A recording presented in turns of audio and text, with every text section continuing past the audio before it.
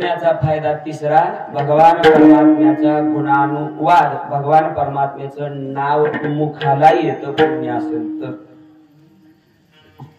ज्याच्या पदरात पुण्य आहे त्यालाच देवाचं नाव येतं.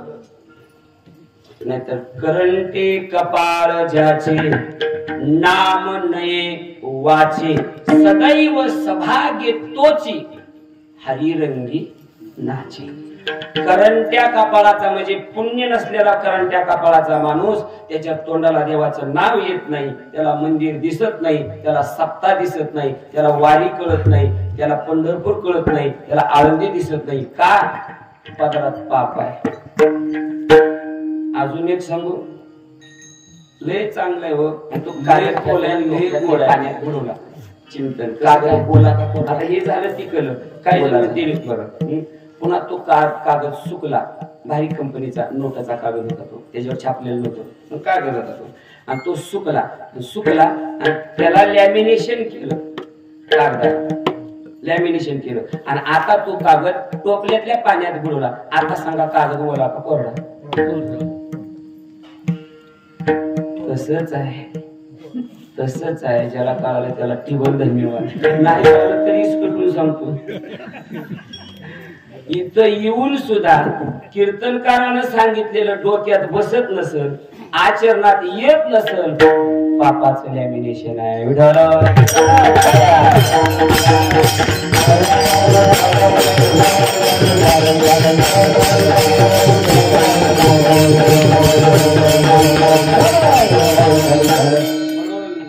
अनेक साधू संत ज्ञानोबारांना विचारलं, ज्ञानोबाराय तुम्ही रात्रंदिवस जेव्हा बघेल तेव्हा देवाचंच नाव घेता हो, असं काय कमवलं तुम्ही, काय मिळवलं? ज्ञानेश्वरी मध्ये ओवी सांगतात, ज्ञानोबाराय पुण्य पोशिली असाधारणे तुमचे गुण वाढणे.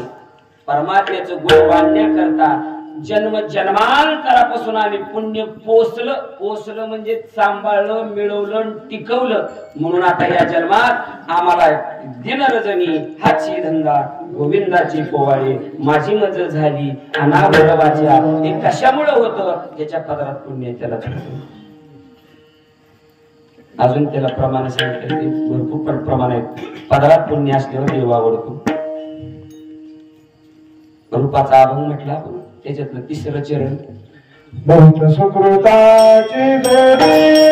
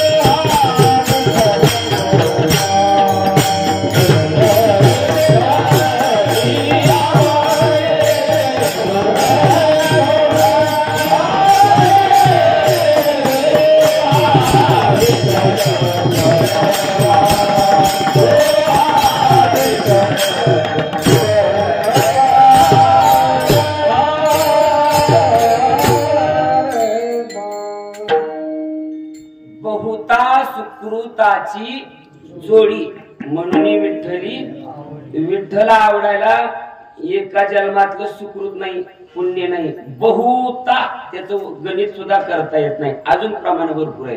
पूर्वजन्मी सुकृते थोर केली ती आजी फळाशी आली, आजी परमानंदू मानशी भेटी झाली या संताशी. पुण्य असल्याशिवाय संत भेटत नाहीत, पुण्य असल्याशिवाय मोकळं मन होत नाही, पुण्य असल्याशिवाय देव भेटत नाही. म्हणून मिळवायचं काय? पुण्य. तुम्ही धनानं काही खरेदी करू शकता, व्यवहारातल्या गोष्टी पैशानं सत्यानं काही करू शकता, पण तिथल्या व्यवहाराला फक्त पुण्यारूपीच धन लागतं. तिथं कुठलं धन चालतं? देव मिळवण्यासाठी. परमार्थ महाधन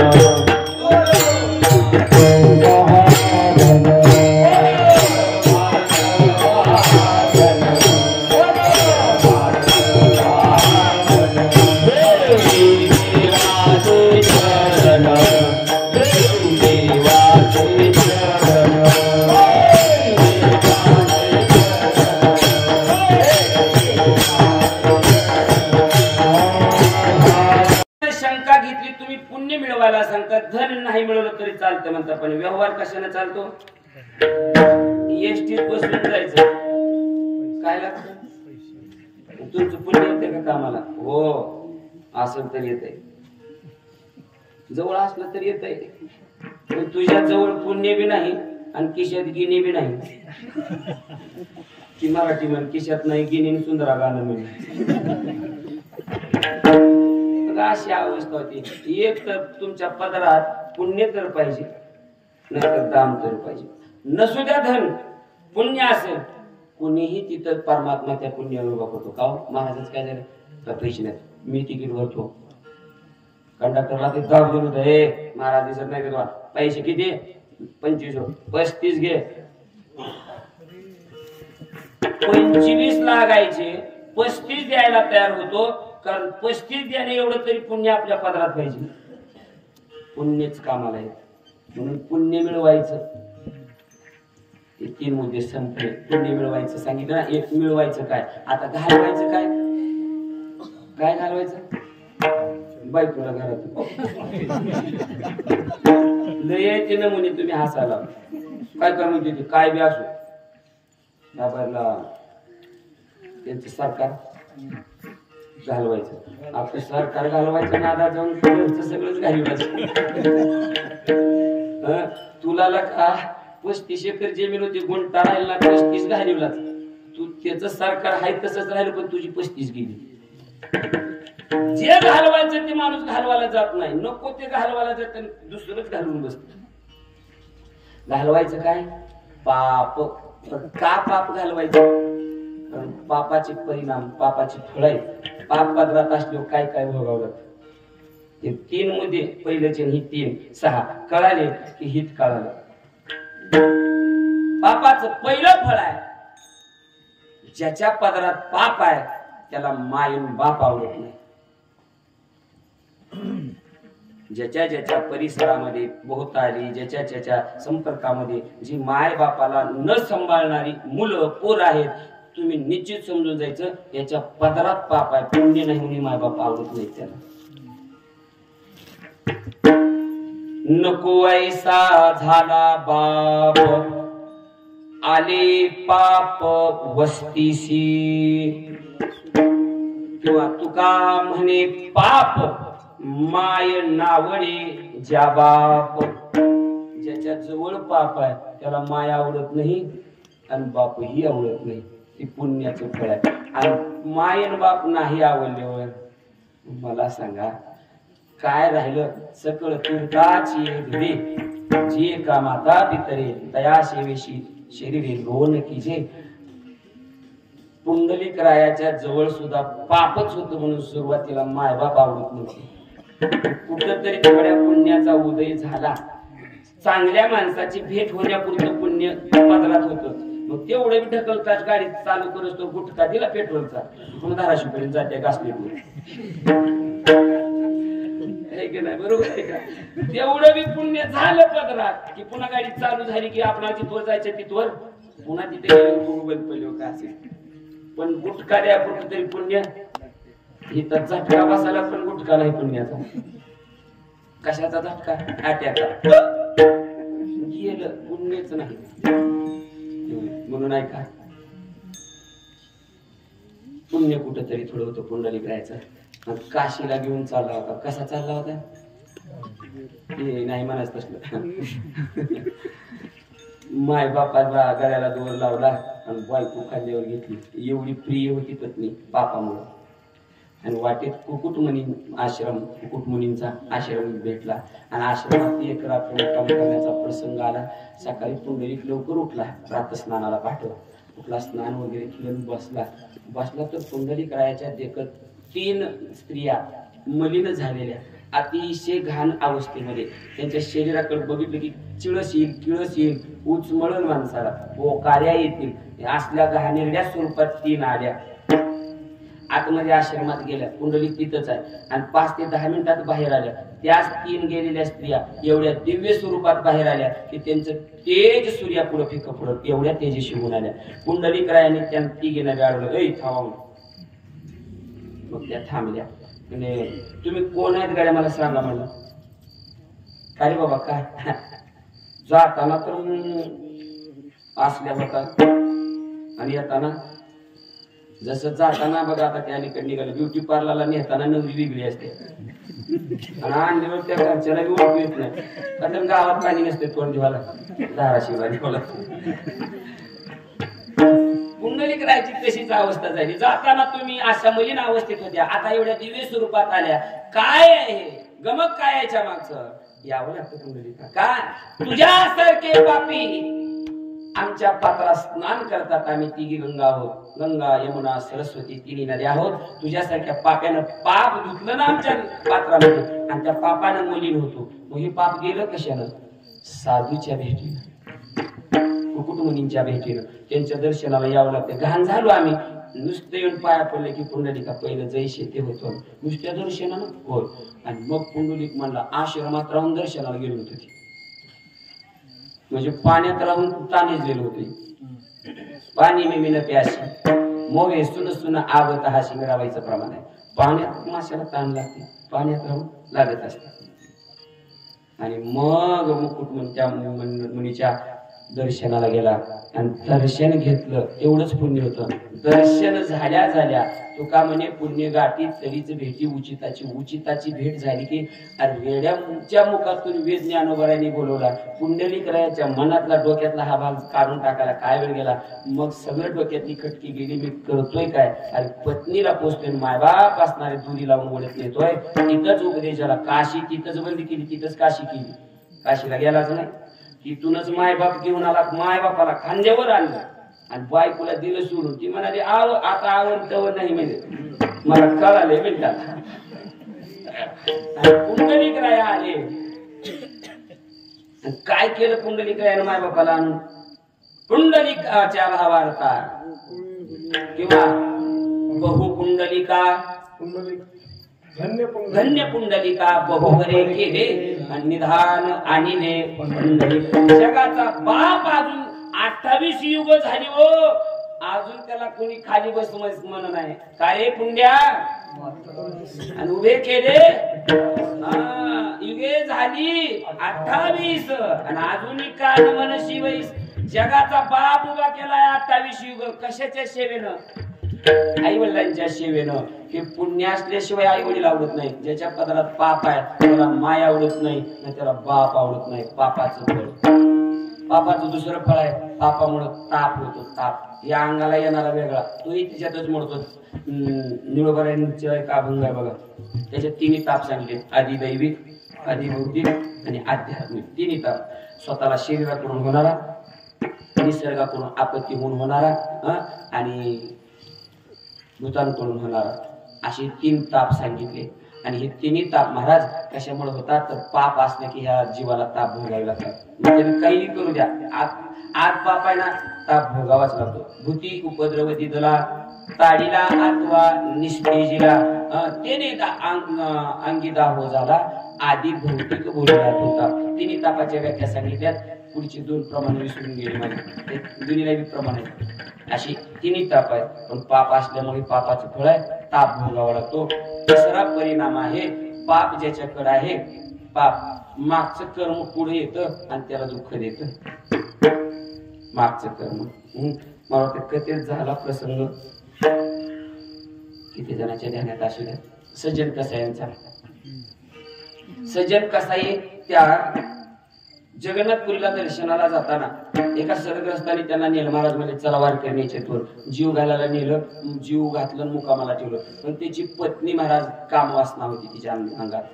ती रात्री 12लाच उठली. महाराजांना अपेक्षा करू लागली, महाराज माझी इच्छा पूर्ण करा. महाराज म्हणे, जाईव माते न करी सायास आम्ही विष्णुदास पैसे नव्हे.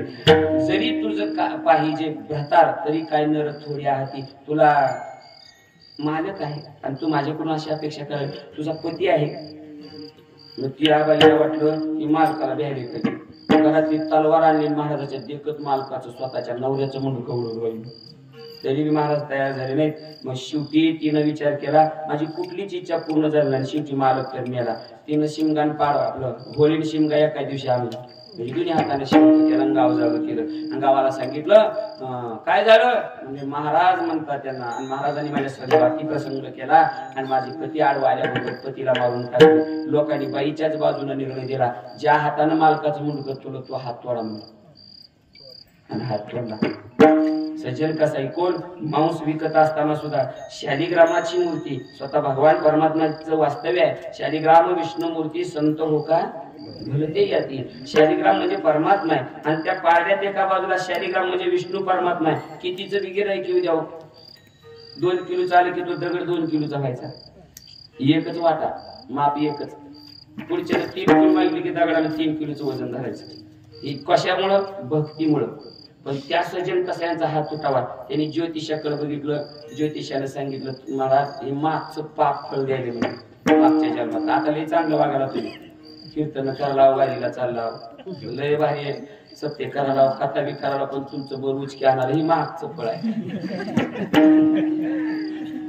आता चांगलं वर्तमान काळात वागून काय उपयोग आहे. आता जेवण केली आपण. गेल्या वर्षीची ज्वारी काल पेरली मागचं खावं लागतं. कर्म मागचं बघावं. मग काय कर्म झालं. माझं तुम्ही ब्राह्मण होते, पंडित होते, मग आश्रम होता, मग एक कसाई तुमच्या आश्रमाचा पुढे चाला आणि गाय गेली होती त्याची. कसायला गाय दिसरा जाते. तुम्ही कुणकडे गेले ते बघितलं. तुम्ही बोलले नाही पण उजव्या हाताला इशारा केला, इकडे दिल्या. त्या कसायला गाय सापडली, त्यानं गाय कापली. तिथे हातानं काम केले मागच्या जन्मात. आता ते फळ भोगावं लागते. पापाचं फळ मागच्या जन्मात केलेलं पाप फळ दुःख देत आहे. मग ती म्हणला ती कसाई काय त्या बाईचं नाव. आणि ती गाय ती बाई. गेल्या जन्मात त्यानं तिला कापलं, ह्या जन्मात तिनं त्याला कापलं. भोगतो ना वेळे भोगणे ते फळ संचिताचे. म्हणून महाराज म्हणतात तिसरं फळ आहे पापाचं की दुःख भोगावं लागतं. पाप मागचं येतं. मग मला सांगा, आपणाला दुःख नको आहे, सुख हवंय तर मिळवा पुण्य, घालवा पाप. आणि हे पाप मिळवायचं आहे आणि पुण्य घालवायचं आहे. त्याला एकच साधन आहे, ते म्हणजे परमात्म्याची हरिकथा. आणि याला ते न करता जर हिताची अपेक्षा करत असतो घटक, त्याच्या ठिकाणी तुम्ही चित्त घालू नका. अभंगाचं हरी कथे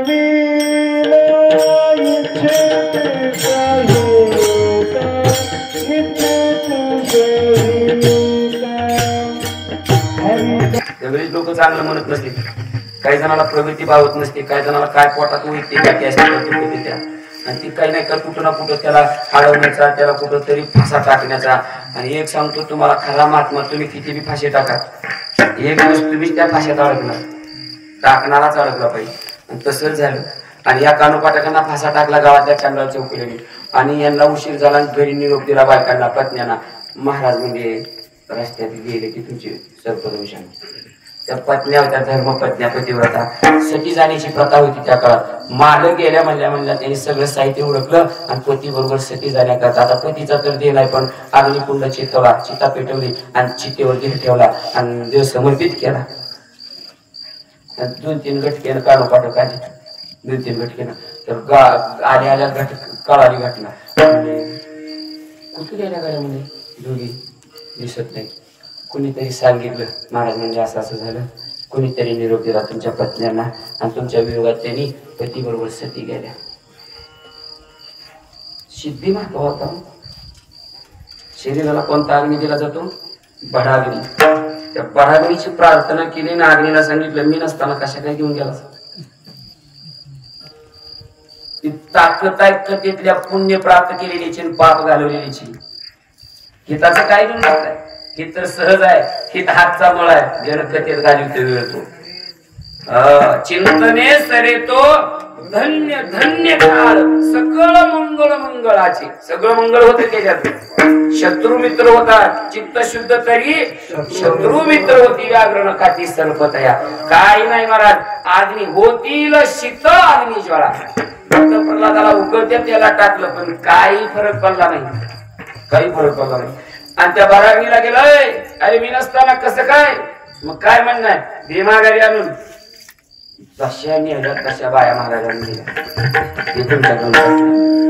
मग पुन्हा गाव म्हणालो बाबो आपला महाराज असला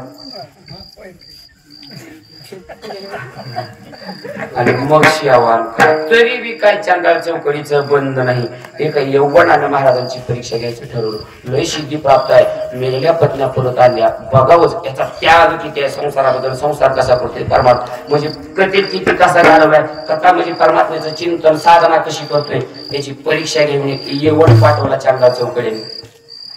आणि महाराजाला 2 बायका असल्यामुळे लेकर बाळ भरपूर आणि ते यौवन दारात आला.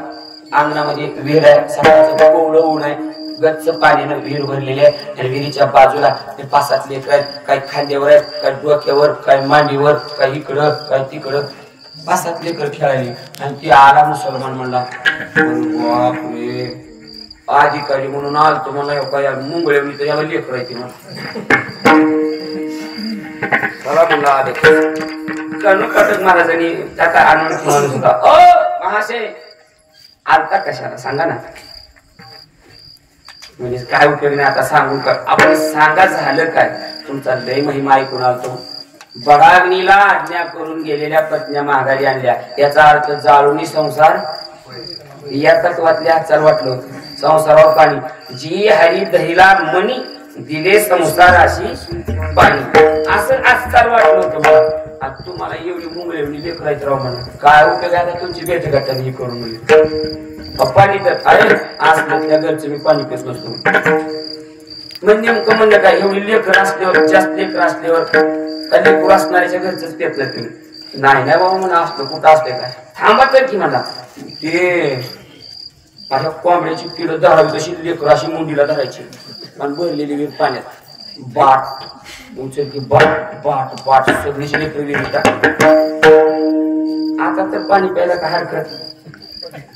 ते म्हणला नाही बाबा आता मी जमत नाही का. आता तुम्हाला सुतूक पडले मला माझ्या देखत लेकर मारली. माझ्या देखत काय मारली लेकर मारली. म्हणजे तुम्हाला लेकर असल्यावर बी पाणी चलत आणि मेलेली असल्यावर बी नमुने असलं. नमुन्याला असते संत लागतात. मग कान पाठक म्हणजे सुतकातलं चलत नाही. मग सुतूक कवा जात लेकर जीवन झाल्यावर. आणि मग राम्या गोम्या श्याम्या श्याम्या हाका मारली त्याची काय नाव डुलतच पाहिजे पोर काय पप्पा साष्टांग दंडवत घातला. दृष्टांत संपला. हरिकथेनं वेळ घातला.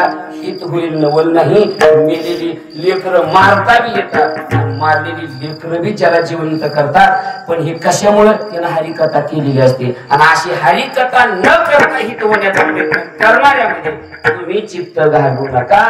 तुमचा विश्वास रंगून जाईल भगवून आपला विश्वास अवधिया नाश कारणांचा विठोबा रकुमार.